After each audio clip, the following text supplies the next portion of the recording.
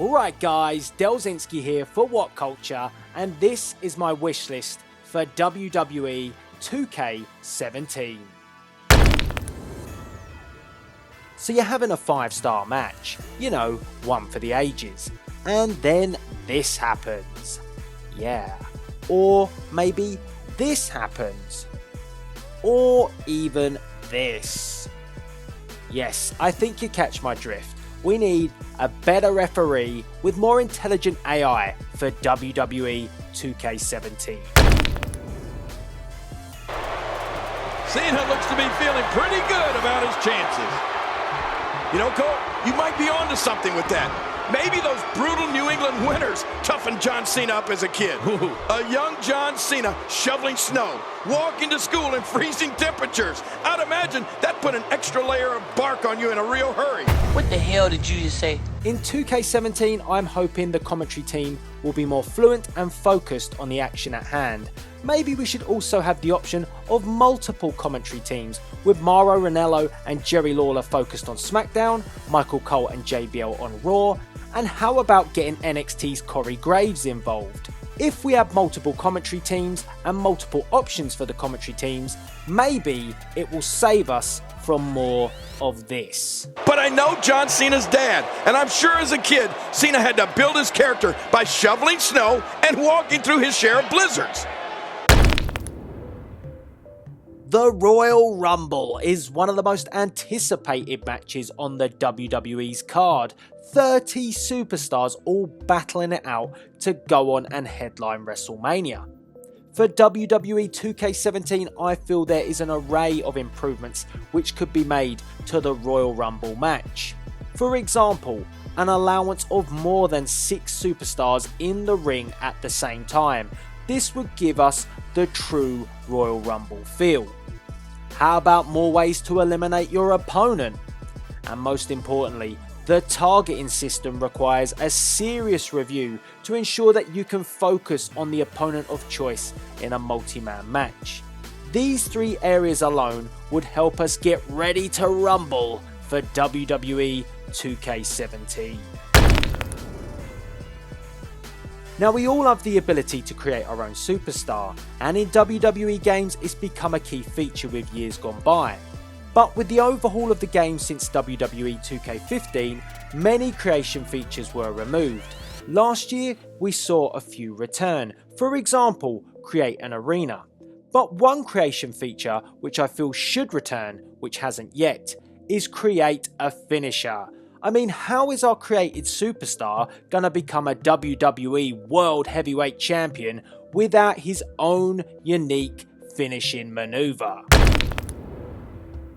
At number 6 is an area which does require some serious review. The current online setup for WWE games does have its struggles, for example when trying to find an opponent. And when you do find that opponent, the matches tend to lag out.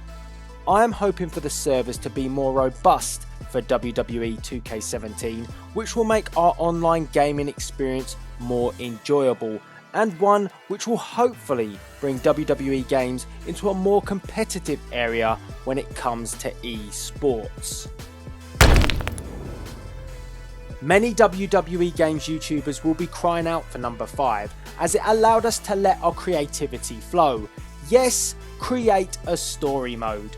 Create a Story gave you the control to become the next Vince Russo of today. Is that a good thing? I'm not so sure. But with cutscenes, promo editors, camera angles, green screens, and the ability to upload stories online for others to play, this feature gave you the power in your hands to create the stories that the WWE are still yet to discover. WWE 2K16 saw the biggest roster ever when it comes to a WWE game. That's a pretty big statement, and with that it will be interesting to see how they improve the roster this year. Now 2K every year pulls out all the stops to ensure that as many superstars and divas are scanned, but fans were still asking for more, and the reason being the likes of the 4 horsewomen were missing from last year's game. Hopefully this year the focus will be on the main roster and WWE will give 2K the time and allowance to ensure that all major players are scanned prior to the game's development. And just a heads up guys, I've heard they've started scanning already. Yes, we are revisiting the Creation Suite one final time in this top 10, as WWE Games usually gives us a fair amount of freedom when it comes to customizing not just our own created wrestler, but the current superstars and divas of the WWE roster.